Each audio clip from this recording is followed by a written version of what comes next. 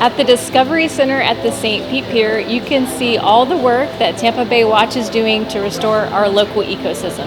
Inside, you can participate in some hands-on exhibits and interact with daily educational programming as well. You can even book an ocean discovery tour for hands-on exploration of Tampa Bay.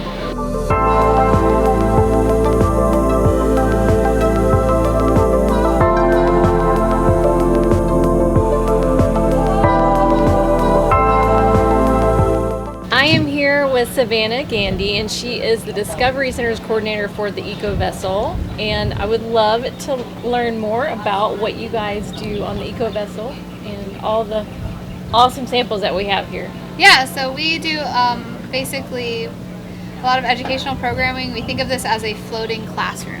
Okay. So we take out various groups. We have public tours, like the one we did earlier, which was focused on dolphins, where we teach people about dolphin ecology, biology, and do some photo ID research. But we also do public tours where we sample for marine life, which helps us better monitor their populations and teach people about the various animals that you find in Tampa Bay, as well as animals that live above the water surface, like birds. And we also do a lot of field trip programming. So we had field trips this morning.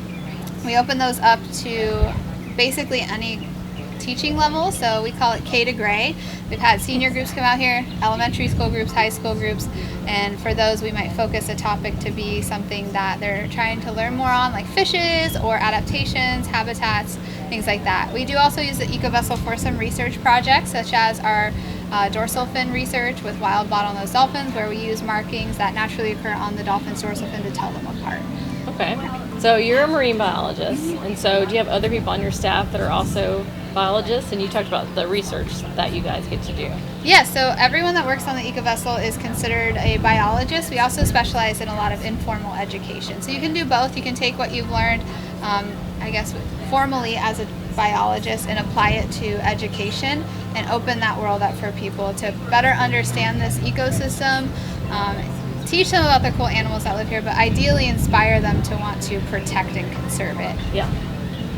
So are you removing any, invasive species when you go out on these tours? Not necessarily. There thankfully aren't many invasives that we find in Tampa Bay, at least in our net pools. Lionfish, for example, are a really hot topic in Florida. They thankfully have not figured out how to live in seagrass, which is the primary habitat that is in the bay itself, but they can be found as close as like the skyway. They like hard structure. The closest thing we have that we think is a non-native is a tiny crab called a green porcelain crab. It's kind of thought to be from Brazil, but it's not having any impact on the ecosystem out here. So thankfully, no, we haven't found anything yet, and thankfully it stays that way. Okay, awesome. Yeah. So show us what you have here. So we have a couple of species. These are really good representatives of what are found in the grass beds in Tampa Bay, which are a critical environment to supporting the overall function of the estuary. So it starts at the bottom with the seagrass and works its way up the food chain. So we have a spider crab here. Spider crabs are pretty bad at defending themselves. They have really tiny claws, but they're very good at hiding. So you can kind of see it has a thin film of algae all through its body. They also have fine hairs, so they can stick things to their body like pieces of algae, broken off blades of seagrass. We've even found some mature ones with like little shells growing on them. So that's the spider crab. You can see it gets its name because it looks like a spider. We also have a striped burrfish. This is a very common species of pufferfish found in Tampa Bay. And then next to it is the pinfish, which is, some people might recognize as a common bait fish, but they're a really common seagrass species.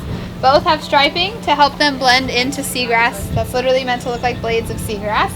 The puffers are cool, obviously, because they can inflate their bodies, and I think they overall look like a pretty cool fish. They're considered a really advanced fish, too. So they have a lot more adaptations, a lot more unique ways to stay alive than the pinfish would. For example, they're also poisonous, and they have these spines all over their body. These little things here are animals. They don't look like it, but they're called sea squirts, or a tunicate is a more formal name. These are sandy sea squirts. They're a really simple filter feeder, but they are more closely related to us as humans than we are to, say, something like a sponge that also filter feeds, and despite also kind of looking like one. And then last we have these little guys. These are pigfish, which get their name because they make grunting sounds like a tiny pig. Oh, really? Yes, yes. These are little ones. They get bigger. So you may see like white grunt on a menu somewhere, like a local fish. These are their cousins, so they get the name for the same reason. Okay. Yeah. So these are really good examples of like very common species found out here, especially the pigfish, the pinfish, and this little silver guy is called a mohara. Those are really common bait fish, but they play a really important role in the food chain, right sitting at the middle, because they don't get too big, maybe 6-8 inches on average. So they're prime prey items for birds and dolphins in these waters too.